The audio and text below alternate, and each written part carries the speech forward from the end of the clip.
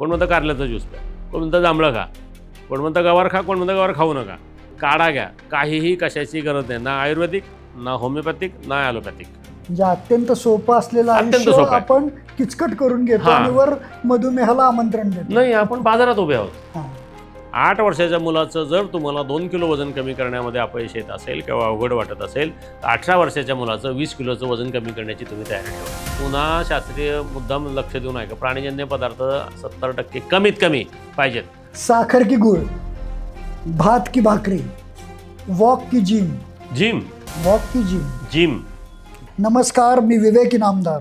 नमस्कार, माझं नाव अमर धांगड. आपलं मनपूर्वक स्वागत. आपण पाहत आहात विवेक संवाद. समाज, शिक्षण, उद्योग, आरोग्य, प्रशासन, क्रीडा, विविध क्षेत्रातील मान्यवरांशी मनमोकळा, विचारप्रवर्तक व प्रेरणादायी संवाद घडून आणणारं हे आपलं व्यासपीठ.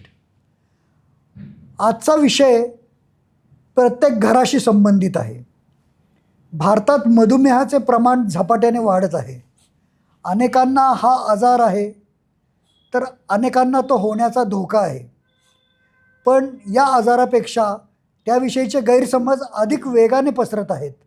डायबेटीस म्हणजे आयुष्यभर औषधेच का? तो पूर्णपणे नियंत्रणात येऊ शकतो का? आणि सर्वात महत्त्वाचा प्रश्न, डायबेटीस रिव्हर्सल खरंच शक्य आहे का? या सर्व प्रश्नांची शास्त्रीय आणि अनुभवसिद्ध उत्तरे देण्यासाठी आज आपल्या विवेक संवादमध्ये उपस्थित आहेत ज्येष्ठ कन्सल्टंट, फिजिशियन आणि डायबेटॉलॉजिस्ट डॉक्टर चंद्रकांत कणसे. 4 दशकाहून अधिक वैद्यकीय अनुभव, लाखो रुग्णांवर उपचार, डायबेटीस रिव्हर्सल या संकल्पनेवर केलेले उल्लेखनीय कार्य, सामाजिक आरोग्य, जनजागृती आणि रिव्हर्सल मंत्र यासह अनेक लोकप्रिय पुस्तकांचे लेखक अशी त्यांची ओळख आहे. सर, विवेक संवादामध्ये आपलं स्वागत आहे. आपल्या अनुभवाचा लाभ लाखो लोकांना होणार आहे. सर, सर्वप्रथम आम्हाला सोप्या शब्दात सांगा, मधुमेह म्हणजे नक्की काय आणि तो एवढ्या झपाट्याने का वाढतोय?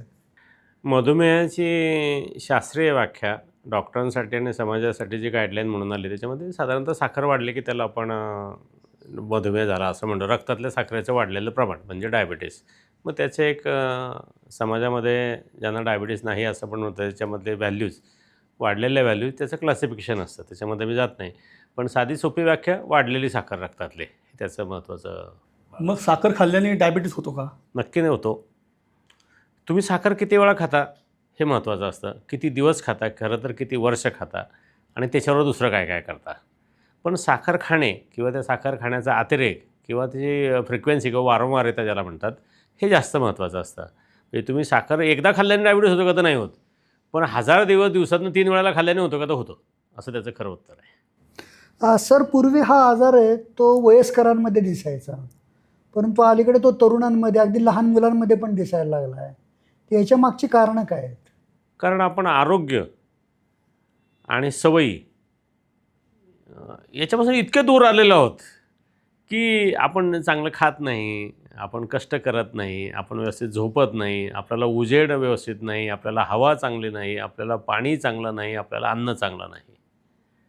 म्हणून आणि पूर्वीच्या काळी कसं होतं की आयुष्य म्हणजे फार वेगळ्या गोष्टी होत्या, ज्याला लाईफस्टाईल तुम्ही म्हणता. म्हणजे प्रोसेस फूड नव्हतं, ते आता आहे. आणि ते खरं तर वयाच्या 1 वर्षापासून आम्ही सुरू करतो. म्हणजे दुधातली पावडर किंवा पावडरचं दूध जन्म ते सांगतो तेव्हापासून आम्ही सुरू करतो. आणि हे सगळे घटक असल्यामुळे ते जास्त प्रमाणात आहे आणि अलीकडे कमी वयामध्ये झालं. जे जे काही बदल तुम्हाला गेलं 30 ते 50 वर्षामध्ये दिसतात, हे सगळे त्याला कॉन्ट्रीब्युटरी आहेत. आणि सर, मधुमेह होण्यापूर्वी काही शारीरिक लक्षणं दिसतात का? हो, दिसतात ना. ती मुख्य म्हणजे अगदी डोळ्याने दिसेल असा भाग म्हणजे वजन वाढणे. आता आपल्या दक्षिण आशियाई समाज जो आहे, विशेषतः म्हणजे साऊथ ईस्ट एशिया ज्याला म्हणतात, त्याच्यामध्ये वजन जास्त वाढत नाही पण ढेर जास्त वाढते. त्याला TOFI म्हणतात, थिन आउटसाईड फॅट इनसाईड, किंवा स्किनी फॅट म्हणतात. म्हणजे शरीरातील फॅटचं प्रमाण हे तुम्हाला लगेच दिसतं. त्यामुळे बरीचशी लोकं तुम्हाला वजन नॉर्मल आहे असं दिसेल, पण त्याच्यातलं ढेर जास्त दिसते. हे एक सगळं म्हणजे वजन जास्त किंवा खरं तर ढेर जास्त, हे त्याच्यात महत्त्वाचा भाग आहे. त्याच्यानंतर दुसरा महत्त्वाचा भाग येतो कमी वयामध्ये म्हणजे तुमचं ब्लड प्रेशर लवकर वाढणे हे त्याच्यामध्ये आहे. त्याच्या कमी वयामध्ये येतं की त्याला म्हणजे गळ्याचा भाग, मग बगलेचा भाग, इथे भाग, मांड्याचा आतला भाग, इथे मध्ये काळे डाग येतात. त्याला ॲकॅन्थोसिस नायग्रिकन्स म्हणतात. आणि हे कमी वयामध्ये, आता तर आम्हाला ते 4, 6, 8, 10, 12 वर्षामध्ये मुलांमध्ये आणि मुलींमध्ये जास्त प्रमाणामध्ये आढळतं. हे त्याच्यामध्ये महत्त्वाचे घटक येतात. म्हणजे आणि त्याच्यानंतर त्याला आपण चामखीळ म्हणतो. हे नक्की डायबिटीजचे लक्षणं आहेत. त्याच्यामागचं अंडरलाईंग मेकॅनिझम जे आहे शास्त्रीय, त्याला इन्शुलिन रेझिस्टन्स म्हणतात. म्हणजे डायबिटीजची म्हणता येणार नाही, पण इन्शुलिन रेझिस्टन्सची ही सगळी लक्षणं आहेत. म्हणजे कमी वयामध्ये वजन वाढणे, कमी वयामध्ये पाळी येणे, पाळीचे आजार, वंध्यत्व, वजन वाढणे, ब्लड प्रेशर वाढणे, कान देऊन ऐका ॲसिडिटी, कान देऊन ऐका पुन्हा सांगतो मायग्रेन, ही सगळी त्याचीच लक्षणं आहेत. असं आहे. सर, तुम्ही डायबेटीस रिव्हर्सल याच्यात विशेष काम करता. गेले अनेक वर्ष तुमची त्या संदर्भात स्पेशलायझेशन आहे. तर एक सांगा की खरोखरच हे किती पेशंटमध्ये लागू होतं की सगळ्यांचा डायबिटीस जाऊ शकतो? नाही, डायबिटीज रिव्हर्सल हे 100% पेशंटला लागू होतं, एक लक्षात घ्या. पण डायबिटीज रिव्हर्सल म्हणजे काय हे पण समजून घ्या, आणि जाऊ शकतो म्हणजे काय हे पण समजून घ्या. ह्या 3 वेगवेगळ्या गोष्टी आहेत की वैद्यकशास्त्राची डॉक्टरांसाठी गाईडलाईन्स किंवा रेकमेंडेशन किंवा आमच्या ज्या काही असोसिएशन्स किंवा फेडरेशन्स आहेत त्यांनी व्याख्या अशी काय केली की तुमचं HbA1c नॉर्मल पाहिजे, हा फर्स्ट रूल, आणि त्यासाठी औषध नाही पाहिजे गेली 3 महिने, म्हणजे तुमचा डायबिटीस रिव्हर्सल झाला असं म्हणायचं. म्हणजे औषधाशिवाय शुगर कंट्रोल हा एक त्याच्यातला भाग आहे. मग थेरॉटिकली बाकीच्यांचा होत नाही हे बरोबर आहे, पण प्रॅक्टिकली त्याची औषध कमी होणं, त्याचं वजन कमी होणं, त्याचा त्रास कमी होणं, त्याचं कॉम्प्लिकेशन कमी होणं, त्याचा खर्च कमी होणं, हे सगळं होतं ना. आणि हे 100% पेशंट, इव्हन टाईप 1मध्ये देखील होतं, हे मी तुम्हाला सांगतो. टाईप 1 डायबिटीज आमच्या कुठल्याही पुस्तकामध्ये तुम्ही पहा, कुठल्याही संघटनेच्या नोटिफिकेशन त्याला स्टँडर्ड ऑफ केअर म्हणतात. म्हणजे असं असेल तर असं करा, असं असेल तर असं करा, त्याला स्टँडर्ड ऑफ केअर एक नवीन गाईडलाईन आमच्याकडेसाठी गाईडलाईन्स असतात. तर टाईप 1 डायबिटीसमध्ये जरी तुम्ही तेच फंडामेंटल वापरलं आहे, तर टाईप 1 डायबिटीजचं इन्शुलिन बंद होत नाही, पण कमी होतं. आणि किती कमी होतं? 80% कमी होतं. मग त्याचा खर्च, त्याचं कॉम्प्लिकेशन, त्याचा त्रास, त्याचे साईड इफेक्ट, हे सगळं कमी होतं ना. मग तसं टाईप 2मध्ये पण होतं, PCODमध्ये पण होतं, ब्लड प्रेशरमध्ये पण होतं, ओबेसिटीमध्ये पण होतं, आणि वयानुसार होणाऱ्या संधिवात, ज्याला सिनाईल ऑस्टिओआर्थरायटिस म्हणतात, त्याच्यामध्ये देखील होतं. आणि सर, आता ते मधुमेहाविषयी सोशल मीडियावरती अनेक म्हणजे चालू आहे सिरियल्स, त्याच्यावर किती विश्वास ठेवायचा? 0. ते घरगुती सांगतात करायला. नाही, घरगुती उपचार म्हणजे काय, माझं तर डायबिटीस रिव्हर्सलसाठी घोषवाक्यच आहे, आपलं आपण आणि घरच्या घरी. पण त्यासाठी हे याच्यात इतक्या वेळ भिजवत ठेवा आणि सकाळी ते गाळून घ्या आणि ते याच्याबरोबर घालून ते हे करा, हा जो कॉम्प्लिकेटेड त्याच्यातला जो भाग आहे, किंवा याची मुळी काढा आणि त्याचा पाला काढा आणि ते 4 तास याच्यात उकळून त्याच्या पावडरमध्ये मिक्स करून घ्या, हा सगळा तद्दन अशास्त्रीय बाजार आहे. काहीही लागत नाही तुम्हाला. म्हणजे याच्यावरनं कुणीतरी एखादं औषध आहे, एखादी पावडर आहे, एखादं मलम आहे, एखादं आसन आहे, एखादा मंत्र आहे, गंडादोरा आहे, एखादा बाबा आहे, असं काहीही तुम्हाला कोणी सांगत असेल तर हे नक्की अशास्त्री आणि फसवणूक आहे. असं काहीही करायची गरज नसते, आणि असं काहीही करून फायदा होत नाही. कोण म्हणतं कारल्याचा ज्यूस प्या, कोण म्हणतं जांभळं खा, कोण म्हणतं गवार खा, कोण म्हणतं गवार खाऊ नका, काढा घ्या. काहीही कशाची गरज नाही, ना आयुर्वेदिक, ना होमिओपॅथिक, ना ॲलोपॅथिक, काहीही गरज नाही. जर एखाद्या व्यक्तीला आज मधुमेहाचं निदान झालं तर औषधांसोबत जीवनशैलीमध्ये त्यांनी कोणते बदल करायला पाहिजे? नाही, माझ्या मते औषधांच्या अगोदर जीवनशैलीमध्ये बदल करायचे. माझ्याकडे येणाऱ्या पेशंटला मी काय करतो ते तुम्हाला सांगतो. की समजा तो वजनाने जास्त आहे आणि डायबिटीजची हिस्ट्री त्याची एक 3 ते 5 वर्षातली आहे. मी त्याला, म्हणजे बरेचसे पेशंट असे असतात की आम्हाला औषध नकोच आहे, किंवा डॉक्टरांनी सांगितलं पण आम्ही घेतलंच नाही, त्यांनी 4 औषध सांगितली, आम्ही अर्धीच गोळी घेतो, असे पेशंट असतात. त्यांना मी कुठलंही औषध सांगत नाही, की मला आहे ते औषधं बंद करायला सांगतो. त्यांना काय सांगतो मग? आहार व्यवस्थित घ्या, व्यायाम व्यवस्थित करा, झोप व्यवस्थित घ्या, आणि मित्रमंडळींनी कुटुंबामध्ये वेळ घालवा. हे अत्यंत सोपं आहे. किती ₹1 खर्च येत नाही. लोक नेहमी म्हणतात की तुमचे डायबिटीज रिव्हर्सलची सेमिनार आहे का, कॉन्फरन्स आहे का, आणि पॅकेज किती, पीठ काय देता, असलं काहीही जर तुम्हाला कोणी देत असेल डायबिटीज रिव्हर्सलच्या नावाखाली, हा तद्दन बाजारूपणा आहे. अशा कुठल्याही गोष्टीची गरज नसते आणि अशा कुठल्याही गोष्टीचा फायदा देखील होत नाही. म्हणजे अत्यंत सोपं असलेलं अत्यंत आयुष्य सोपं आहे. आपण किचकट करून घेतो हां. आणि वर मधुमेहाला आमंत्रण देतो. नाही, आपण बाजारात उभे आहोत. हां. हा बाजार आहे. आरोग्य बाजारात विकत मिळत नाही. जर कुठल्याही गोष्टीसाठी तुम्हाला कोणी बाजारात जायला सांगत असेल, विकत काही घ्यायला सांगत असेल, तर माझ्या मते चुकीचं आहे. आणि मग त्याच्यातला महत्त्वाचा मुद्दा येतो, तो पूर्ण वेळ म्हणजे कायमचा जातो का? समजा तुम्हाला इथून डेक्कनला जायचं आहे. तुम्ही डेक्कनच्या गाडीचं तिकीट काढलं. तुम्ही कुठे पोचणार? डेक्कनलाच पोचणार. उद्या काढलं तर पुन्हा तिथेच जाणार. त्याच गाडीचं तिकीट काढा कशाला जिथे जायचंच नाही तिथं. हे आरोग्याचा मार्ग आहे हा. डायबिटीस हा त्याच्यातला धोक्याचा सिग्नल आहे. तुम्ही त्या बाजूला जाऊच नका ना. त्या बाजूला गेलं तर त्याच बाजूला जाल तुम्ही. म्हणजे डायबिटीस नसताना देखील तुम्ही हेच करायचं असतं.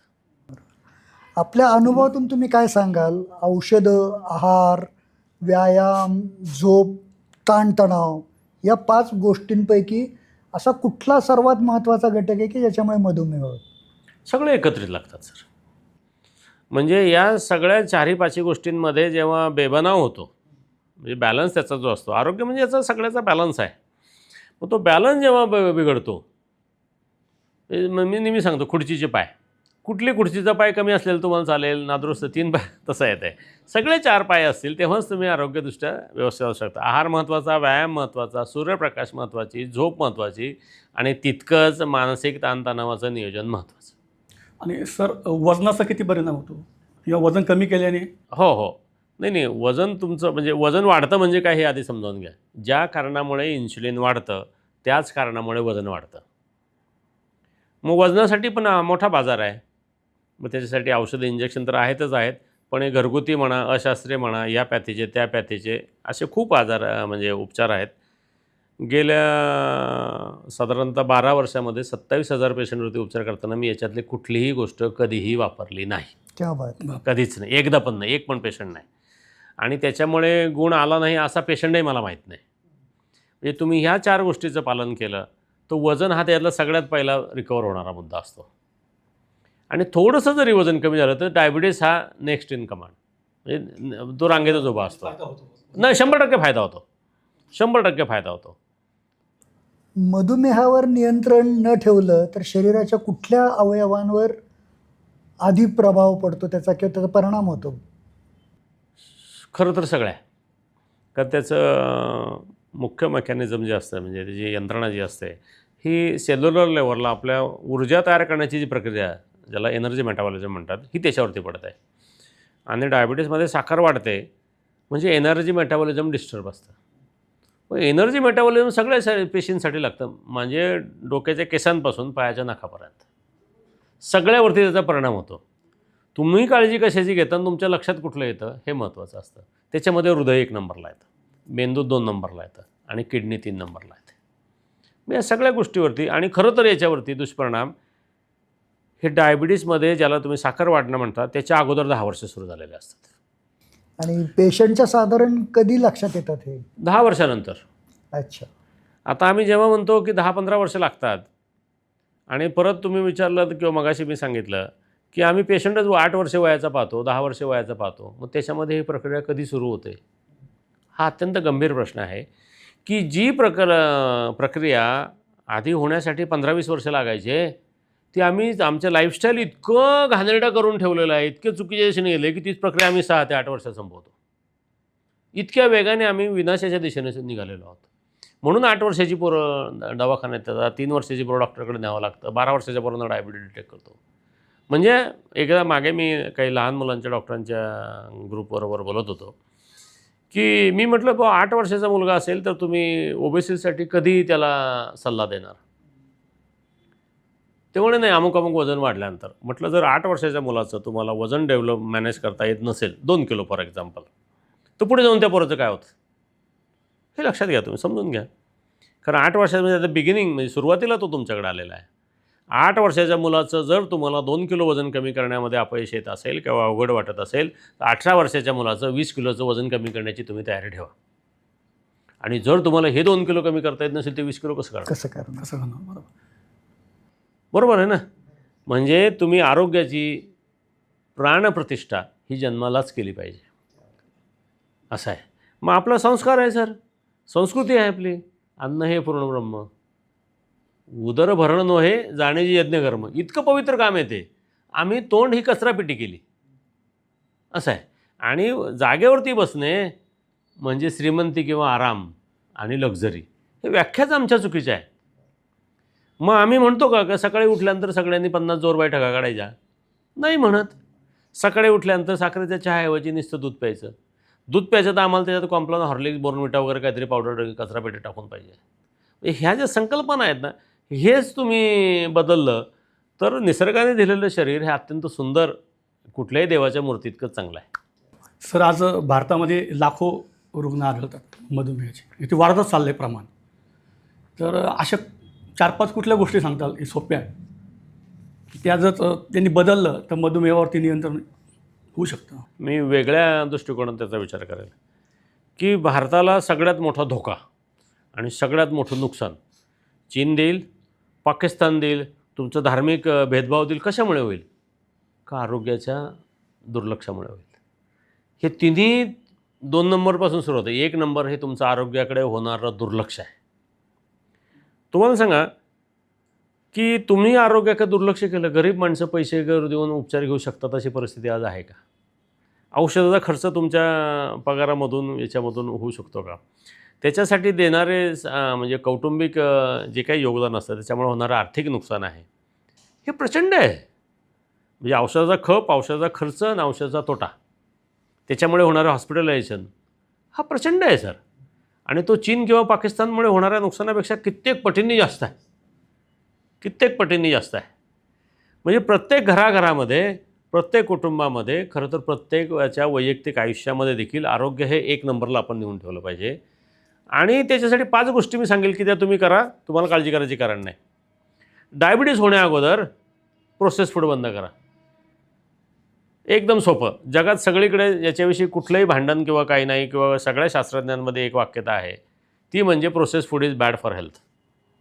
प्रोसेस फूड म्हणजे anything process, package, bottle, marketed, advertise, branded, त्याच्यामध्ये काय बारकोड आहे, हे सगळ्या गोष्टी आरोग्यासाठी घातक आहेत.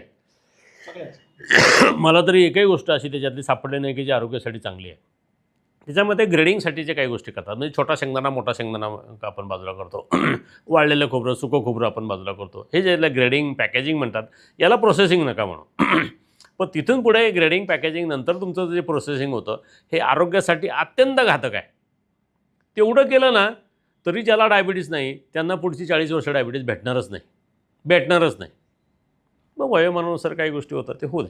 त्याच्यामध्ये बीटा सेल तुमच्या पॅनक्रियाच्या कमी होतात, हे सगळं मला मान्य आहे. त्याच्यानंतर व्यायामाशिवाय जेवायचं नाही. मी उलटा प्रश्न तुम्हाला विचारतो, हात धुतल्याशिवाय तुम्ही जेवता का? सवय झाली, बरोबर ना? सवय झाली की लहानपणापासून आपल्या मनावरती सांगितलं जातं की हात धुवायचे, जेवणाआधी हात धुवायचे. व्यायामाविषयी मग हात धुणं महत्त्वाचं की व्यायाम करणं महत्त्वाचं? आपण बेसिक अंडरस्टँडिंग क्लिअर करून घ्यायचं की व्यायाम करणं हे अत्यंत आवश्यक आहे आणि महत्त्वाचं आहे. आणि ते का आहे? कारण आमच्या आयुष्यामधले कष्ट बाजूला गेले. बरोबर. तुम्ही शेतकऱ्याकडे जा किंवा आदिवासी समाजामध्ये जा. आमच्याकडे जुन्नरला आदिवासी समाज मोठ्या प्रमाणात आहे. पितळीभर भात घेतो तो, पितळीभर भात खातो, किडकिडीत असतो. पण आम्ही डायबिटीजच्या पेशंटला लगेच सांगतो, वजन वाढलं की सांगतो भात बंद कर. भाताने वजन वाढतं का? कष्ट न केल्याने वजन वाढतं. जे तुम्ही खाता ते तुम्ही वापरलं नाही तर शरीरामध्ये स्टोअर होतं. वापरण्याचं मेकॅनिझम तुम्ही बंद करून टाकलं. एकदम सोपं आहे सर. मुळापासून समस्या काढण्याचा नाही, श्रमप्रतिष्ठा नाकारली आम्ही चैनीच्या सुखाच्या व्याख्याच बदलल्या. AC मध्ये बसून काम करणं याला आम्ही श्रीमंती किंवा चैन म्हणायला लागलो. उन्हामध्ये काम करायला आम्ही प्रतिष्ठा नाकारली. त्याला प्रतिष्ठा देणं गरजेचं आहे. सगळ्यांसाठी सूर्यप्रकाश आणि घाम आरोग्यासाठी आवश्यक. एकदम झोप. आणि 4थी 5वी गोष्ट म्हणजे तुम्ही झोप व्यवस्थित घ्या. आणि घरातल्या माणसांची किंवा मित्रांचा एक तुमच्या गोतावळा पाहिजे सगळा, म्हणजे स्ट्रेस मॅनेजमेंट होतं. आम्ही सगळ्या गोष्टीसाठी औषध स्वरूपात झोप नाहीत, झोपेची गोळी घ्या. बरोबर. डिप्रेशन आलं, डिप्रेशनच्या गोळ्या घ्या. अमुक कमी झालं, सप्लिमेंट घ्या. वजन कमी झालं, वजन कमी करायच्या गोळ्या पण आम्ही आणल्या. तुम्ही म्हणाल त्याला आम्ही गोळी देतोच आहे ना. मग गोळी हे उत्तर आहे का? आणि खरं तर योग्य आणि शास्त्रीय उत्तर आहे का? सर अजून एक प्रश्न होता की माणसाने किती वेळा जेवलं पाहिजे आणि जेवणाची थाळी कशी हवी? एक सोपं उत्तर आहे सर त्याला. तुम्ही किती वेळा जेवायचे तुम्ही ठरवता का? आणि त्या असेल तर कोण ठरवतं? भूक ठरवते तुमची, तुम्ही नाही ठरवू शकत. म्हणजे सायंटिफिक लँग्वेजमध्ये hunger is a इनव्हॉलंटरी phenomena. He is not under your conscious control.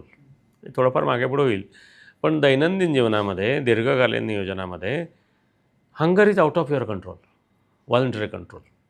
मग शरीर सांगतं भूक लागली की जेवा. भूक लागते, शरीराचं इनरंट अत्यंत इंटेलिजंट मेकॅनिझम आहे. भूक लागते, झोप येते, तहान येते, भूक लागलं की जेवा, जेवताना पोटभर जेवा. त्याचा व्यत्यास असा आहे की भूक नसेल तर जेवू नका. आमचा प्रॉब्लेम कॅज्युअलिटी तिथे येते. भूक नसताना आम्ही खातो, वास आला तर खातो, ऑफिसमधनं मग घरी आलो तर खातो, तो जेवतो म्हणून मी पण खातो, जेवायची वेळ झाली म्हणून खातो, स्वयंपाक केला आहे गरम गरम खा म्हणून आम्ही खातो. हे चुकीचं आहे. भूक लागली की पोटभर जेवा. आणि तुम्ही जर कष्ट केलेले नसतील, तुमचं सिडेंटरी लाईफ असेल, तर लगेच आज सांगितल्याने उद्या नाही होणार, पण 3 आठवड्या ते 6 आठवड्यामध्ये शरीर तुम्हाला 2दा जेवायला सांगतं. तुमच्या थाळीत काय असलं पाहिजे असा एक प्रश्न. असा एक प्रश्न होता. आता मग हे जेवताना भूक लागल्यानंतर जेवायचं तर खायचं काय? मग आपल्याला आवश्यक काय ते खायचं आणि जे आवश्यक नाही ते नाही खायचं. आणि घातक आहे ते पूर्ण बंद करायचं. असे 3 टप्प्यामध्ये जा. मग आवश्यक काय आहे? तुम्हाला पिष्टमय पदार्थ, प्रोटीन आणि फॅट, हे 3 तुमचे बेसिक कंपोनंट येतात फूडचे. मग फॅटमध्ये जे आपण जे खातो त्याला फॅट जरी म्हटलं तर शरीर ॲब्सॉर्ब करतो, त्याला फॅटी ॲसिड म्हणतो. मग फॅटी ॲसिडमध्ये तुम्हाला आवश्यक फॅटी ॲसिड, ज्याला इसेन्शियल फॅटी ॲसिड म्हणतात, अशी संकल्पना वैद्यकशास्त्रामध्ये आहे. त्यामुळे तुम्हाला फॅट तर खाल्लंच पाहिजे, त्याला आम्ही सगळ्यात जास्त शत्रू मानलं, बरोबर. नंतर तुम्हाला प्रोटीन लागतात. शरीराची सगळी जी स्ट्रक्चर आणि क्रिया चालते त्याला प्रोटीन आवश्यक असतात, तेही तुम्ही खाल्लं पाहिजे. त्याचाही आम्ही विचारच करत नाही. पण या निमित्ताने मी तुम्हाला विचारेल किंवा तुमच्या ऑडियन्सला पण विचारेल की आपल्याला पिष्टमय पदार्थ खाण्याची गरज किती आणि नाही खाल्ल्याने काय बिघडतं. म्हणजे समजा प्रोटीन नाही खाल्ले तुम्ही आजारी पडता का? तर पडता. फॅट नाही खाल्ले तुम्ही आजारी पडता का? तर पडता. कार्बोहायड्रेट न खाल्ल्याने तुम्ही आजारी पडता का? कार्बोहायड्रेट डेफिशियन्सी डिसऑर्डर असा प्रकार वैद्यकशास्त्रातच नाही. म्हणजे त्याला क्लासिफिकेशनमध्ये नॉन इसेन्शियल न्यूट्रिएंट म्हणतात. नाही खाल्लं तरी चालेल. खाता येतं का, पचवता येतं का, वापरता येतं का? तर येतं, हे बरोबर आहे. पण इसेन्शियल आहे का? तर नाही. मग आता हा प्रोटीन जो आहे तुम्ही खाता, हा प्रोटीन किती लागतो तुम्हाला? म्हणजे आवश्यक आहे त्याच्यापासून आपण सुरुवात करू. मग प्रोटीन तुम्हाला साधारणतः 1 gram per kg per day. म्हणजे समजा तुमचं एक 80 किलो वजन आहे असं आपण समज आहे, तर 80 किलोसाठी तुम्ही 80 ग्रॅम प्रोटीन खाल्ले पाहिजेत, बरोबर ना. मग 80 ग्रॅम प्रोटीनचा हिशोब बाजूला काढा. तो आधी खायचाच, तो आहारामध्ये तशा तऱ्हेने त्या थाळीमध्ये ते नियोजन करायचं. मग तुम्हाला फॅट पाहिजे, कॅलरी पाहिजेतच. मग किती पाहिजेत आणि कोणत्या पाहिजेत, हे फॅटचा विषय आपण विषय घेऊ. की तुम्हाला फॅटमध्ये इसेन्शियल फॅटी ॲसिड्स लागतात, ते सगळे ओमेगा 3 असतात. मग ओमेगा 3 शाकाहारात असतात का? ओमेगा 3 इसेन्शियल, ओमेगा 3मध्ये इसेन्शियल आणि नॉन इसेन्शियल, जनरली शाकाहारामध्ये जे असतात त्याला ALA म्हणतात, अल्फा लेव्हलिनिक ॲसिड त्याचं नाव आहे. आणि ते नॉन इसेन्शियलमध्ये जातं. त्याच्यापासून EPA आणि DHA इसेन्शियल होतात, हे मान्य आहे, पण अत्यंत कमी प्रमाणात होतं. म्हणजे DHA आणि EPA हे तुम्हाला पाहिजेत, फॅट आवश्यक आहे. त्याचा कोटा तुम्ही बाजूला काढून ठेवा. म्हणजे ॲनिमल सोर्स फूड पाहिजेच. नसेल खातं सप्लिमेंट घेतात, सगळे शाकाहारी आहेत भारतातले, 80% लोक शाकाहार खातात, हे सगळं मला मान्य आहे. गरज काय आहे वैद्यकशास्त्राच्या प्रिन्सिपलनुसार मी तुम्हाला सांगतो आहे. मग प्रोटीन तुम्ही 80 ग्रॅम पाहिजेत, तुम्हाला फॅट एक आवश्यकता पाहिजे. नंतर म्हणजे आतड्याच्या आरोग्यासाठी तुम्हाला फायबर पाहिजे. याच्यामध्ये माझ्या मते जर तुम्ही क्लासिफिकेशन केलं तर 70% प्राणीजन्य पदार्थ, पुन्हा शास्त्रीय मुद्दाम लक्ष देऊन आहे का, प्राणीजन्य पदार्थ 70% कमीत कमी पाहिजेत. नंतर 30% तुम्ही पालेभाज्या आणि फळभाज्या घ्या आणि 5 ते 10% तुम्ही तुमचं भाकरी चपाती म्हणजे धान्य कडधान्य उरका. आता प्रश्न भातामुळे डायबिटीस वाढतो असं एक समज आहे. नाही, डायबिटीज झाल्यानंतर भात खाल्ला तर शुगर वाढते, हे त्याचं योग्य म्हणजे व्याकरणासहित म्हणजे भातामुळे डायबिटीज नाही होत सर. म्हणजे तुमचा रिफाईंड फूड जे आहेत त्याच्यामुळे त्याचा सातत्याने वापर जर केला तर शरीरामध्ये इन्शुलिन तयार होण्याची प्रक्रिया जी असते ती 5-25 पट वाढते आणि मग ती वर्षानुवर्ष जेव्हा चालू राहते तेव्हा त्याला जी आतमध्ये बदल होतात त्याला इन्शुलिन रेजिस्टन्स म्हणतात. ही जी सगळी लक्षणं असतात ही इन्शुलिन रेजिस्टन्सची असतात, मूळ मेकॅनिझमची असतात. साखर वाढणं हा त्याच्यातला एक भाग होतो. साखर वाढणे, वजन वाढणे, ब्लड प्रेशर वाढणे, बाकीच्या सगळ्या ज्या गोष्टी असतात त्या वाढतात. मग अशा वेळेस इन्शुलिन रेजिस्टन्स म्हणजे इन्शुलिन असतं, नॉर्मल नॉन डायबेटिकपेक्षा ते जास्त असतं, पण त्याला काम करू दिलं जात नाही. म्हणजे त्याची क्षमता जी असते ती कमी होते. त्याला इन्शुलिन रेजिस्टन्स म्हणतात. मग जेव्हा तुम्ही पिष्टमय पदार्थ खाता त्यासाठी सगळ्यात जास्त इन्शुलिन तुम्हाला लागतं. तांदूळ ही अशी एकच शापित धान्य आहे की जे तुम्ही पॉलिश करून खाता. बाजरी पॉलिश करून नाही खात, ज्वारी पॉलिश करून नाही खात. गहू पॉलिश करून खातो त्याला तुम्ही मैदा म्हणता किंवा रवा मैदा. पॉलिश न केलेला तांदूळ चांगला. करेक्ट. तुम्ही खाता का? नाही. कोणी खातं का? नाही. ते फक्त पुढच्या वर्षी रोपं तयार करण्यासाठी पेरणीला वापरतात. आपल्या गहूचं पण तसंच आहे ना. हां, गव्हाचं पण तसंच आहे. हां, गहू पण तुम्ही पॉलिश केलेलं खाता. अडचण तिथे येते. हे पॉलिश फूड म्हणजे रिफाईंड फूड ज्याला म्हणतात, रिफाईंड कार्बोहायड्रेट, हे नक्की वाईट आहे. तुम्ही ऊस खा, साखर नाही, हे त्याचं योग्य उत्तर. आणखीन एक लोकांच्या मनात प्रश्न असतो की फळं खाल्ल्याने डायबिटीस नाही. वाढतो. नाही, हे ते सांगतो. फळं खाल्ल्याने पण फ्रूट ज्यूस नाही होतं. समजा एक ग्लासभर आपण ऑरेंज ज्यूस घेतला, किती त्याच्यामध्ये संत्र्यांचा वापर केला जातो? 4 संत्री जर तुम्ही काढली तर 1 ग्लास ऑरेंज ज्यूस होतो. तुम्ही 4 संत्री खाल्लीत का कधी? नाही. पण 1 ग्लास ऑरेंज ज्यूस बऱ्याचदा पिला असेल. मग हा जो फरक आहे दोन्हीतला तो आहे. एक म्हणजे क्वांटिटी दॅट यू कन्झ्युम, आणि दुसरा फरक येतो की जेव्हा तुम्ही फळं खाता त्याच्यावर नुसतं ज्यूस नाही घेत तुम्ही. जो उपयुक्त पदार्थ आहे, जे निसर्गाने दिलेलं गार्ड आहे ते तुम्ही काढून फेकून देता. त्याला तुम्ही चोथा म्हणता, इंटू ब्रॅकेट फायबर म्हणता. मग फळं खाणं हे चांगलं, फळांचा ज्यूस हा वाईट. त्यात साखर टाकतात बरोबर. आणि पुन्हा साखर. सर आता आपण शेवटाकडे येऊयात. शेवटचा राऊंड आहे आपला रॅपिड क्वेश्चनचा. त्याचं उत्तरही त्यावेळेच रॅपिड याच्यात तुमच्याकडनं तुमचा अपेक्षित प्रश्न आहे. पूर्ण व्हायच्या आत देईल. साखर की गुळ? दोन्ही वाईट. भात की भाकरी? भाकरी. फळं की ज्यूस? फळं. वॉक की जिम? जिम. डाएट की चीट मील? नाही, डाएट सांगतो त्याच्यात थोडं विस्तार. डाएटला तुम्ही पनिशमेंट प्रोटोकॉल समजताय ओके. आणि चीटला रिवॉर्ड समजताय. हेच म्हणजे त्याच्यामध्ये मागच्या तुमच्या मनातली कल्पना आहे. डाएट म्हणजे योग्य खाणं आणि चीट मील म्हणजे चुकीचं खाणं, अशी व्याख्या असेल तर चॉईस ऑब्वियस आहे. घरचं जेवण की बाहेरचं? घरचं. इन्शुलिन की गोळ्या? नाही, गरजेनुसार आहे ते. गरजेनुसार. जेव्हा गोळ्यांची क्षमता संपते इन्शुलिन तिथून सुरू होतं. असं आहे. उपवास की वेळेवर जेवण? वेळेवर जेवण. चहा की कॉफी? बिनसाखरेचे दोन्ही. डॉक्टर की गुगल? अर्थात डॉक्टर. सर, मधुमेहाविषयी अनेक गैरसमज समाजामध्ये आहेत. डायबिटीस हा फक्त औषधांचा विषय नसून हा जीवनशैली, योग्य आहार आणि सकारात्मक विचारसरणी याच्याशी संबंधित हा सगळ्या गोष्टी आहेत. आपण या ठिकाणी आलात आणि आम्हाला त्याविषयी मार्गदर्शन केलं त्याबद्दल विवेक संवादच्या वतीने खूप खूप आभार. धन्यवाद. शेवटी एकच सांगतो, डायबिटीस हा एकटा नसतो, अख्खं कुटुंब आजारी असतं. त्याच्यातला जो पण माणूस असेल तो डॉक्टरकडे जातो. दुसरं, डायबिटीसमध्ये जे लागू आहे ते निरोगी माणसाने तेच करायचं आहे. डायबिटीससाठी जे लागू आहे ते ब्लड प्रेशरसाठी तेच आहे, हायपरटेन्शनसाठी तेच आहे, PCOD तेचसाठी आहे, फॅटी लिव्हरसाठी तेच आहे. हे सगळ्यांसाठी उपचार पद्धती, अंडरलाईंग मेकॅनिझम आणि आउटकम हे एकच आहे. म्हणजे माझा PhDचा एक सिनॉप्सिससाठी मी ब्लड प्रेशरचा टॉपिक घेतला होता आणि तेच फक्त diabetes, blood pressure diabetes type करून दुसरा सिनॉप्सिसला दिला आहे. म्हणजे त्याचा अंडरलाईंग कॉज हे इन्शुलिन रेजिस्टन्सचं असतं. मग इन्शुलिन रेजिस्टन्समुळे होणारे सगळे आजार जे असतात शरीरातले विकार हे त्याच्या मागे येतात.